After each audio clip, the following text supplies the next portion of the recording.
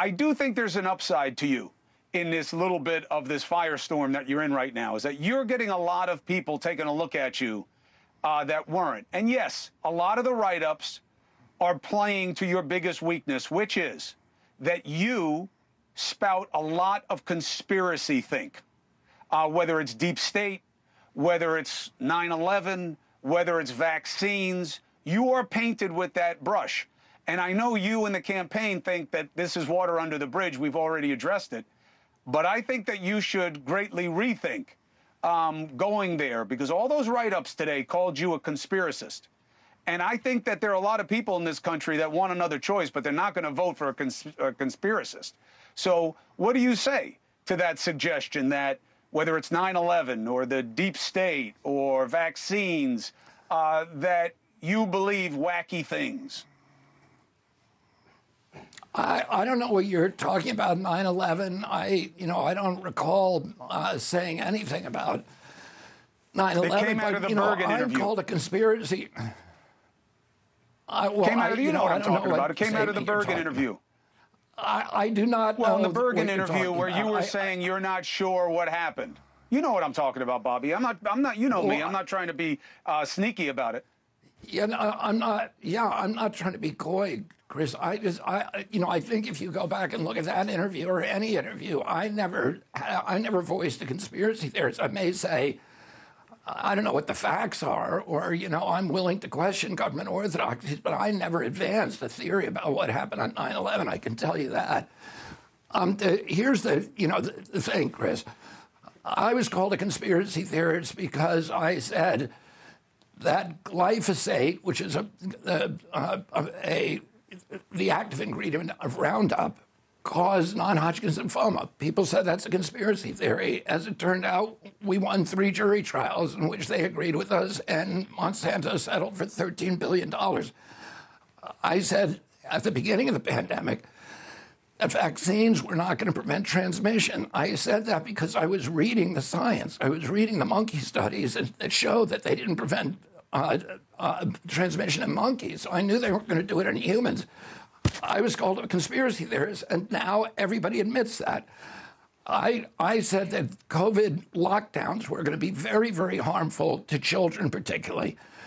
They would damage our economy, and they would not prevent the spread of a respiratory virus. And the reason I said that, I was reading the science. I was reading pandemic protocols over the past 40 years. I was called a conspiracy theorist. I said the masks were not going to work to prevent the spread of the disease, and that they would probably do more harm than good. And now everybody agrees with that. I said the same thing about social distancing, that it wasn't science-based. And Tony Fauci has now acknowledged that's true. Tell me a theory that you think I got wrong. To show me facts. I'm not somebody, I don't say things unless I have a factual basis. But what the defense of the political establishment is that anybody who questions reigning political orthodoxies is discredited and marginalized and demonized by characterizing them as a conspiracy theorist. But I don't know any place where I have advocated a theory that is not factual based. Tell me what it is. I'm happy to answer it.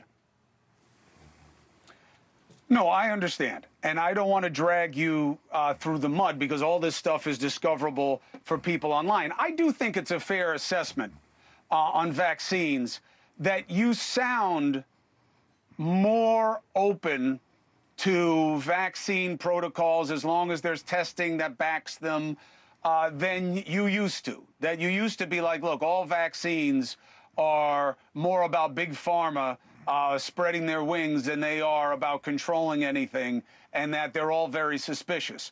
I think that you have changed on that, and frankly, Chris, I have to object. Chris, I have to object to that. You got to show me a statement I said. Like I can tell you this.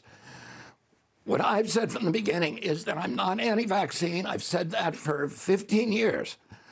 I've said I wanted safe vaccines. I want to have the same kind of rigorous pre-licensing science that is required for other medical products and other medical devices, which are placebo-controlled trials that are longer term. for the 70, I took 3 vaccines when I was a kid, and I was fully compliant. My kids took 72 vaccines, and they got all their vaccines. So I'm not anti-vaccine. But not one of those 72 vaccines has ever had a pre-licensing safety study, which means nobody can tell you whether that product is going to avert more problems than it causes. What I think people should have is informed choice. And what I especially don't want is the public health agencies being controlled by the pharmaceutical industry. FDA gets 50% of its budget from the pharmaceutical companies, and NIH is allowed, which is the incubator for new pharmaceutical products, is allowed to collect royalties on the products it develops. So that is a conflict of interest, and I think we ought to try to get rid of those kind of conflicts of interest. I agree, and you shouldn't have a revolving door among the three either, where people go in and out of the government agencies and they go, no, on that one I'm with you. But look, as we both know, I do you no favors if I spare you criticism, because you're better off addressing it than having other people assume your answers. On 9/11, here was my concern about it. After you did the Bergen interview and people started to process it, they said, hey, you know, you are having Bobby Kennedy on, and he says he doesn't know what happened on 9/11. I went back and I read the whole transcript of the interview.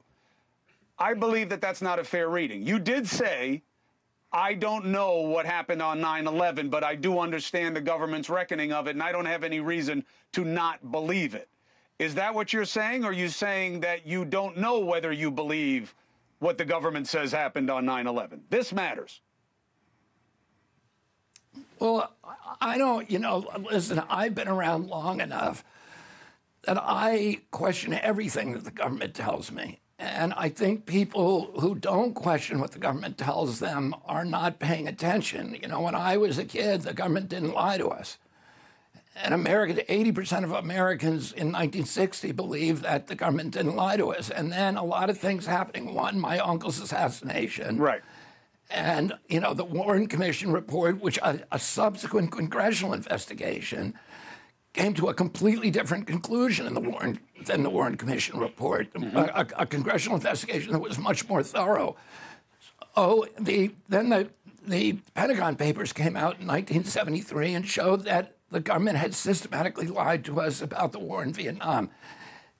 And since that time, I think you and I grew up in an era, Chris, where we expect the government to lie to us. So I think part of being a citizen in a democracy is to question authority, to question everything. Trust in the experts is not a feature of science, and it's not a feature of democracy. It is a feature of totalitarianism, and it's a feature of religion. But we live in a democracy, and it's science, but our policies have to be science-based. And so we need to question everything. And when new facts come, we need to question them again. And so, you know, I'm not going to say. Understood, but you're not pitching an alternate theory. You're not pitching an alternate theory of what happened on 9/11. No, I've never pitched. Okay. I've never pitched an alternate theory.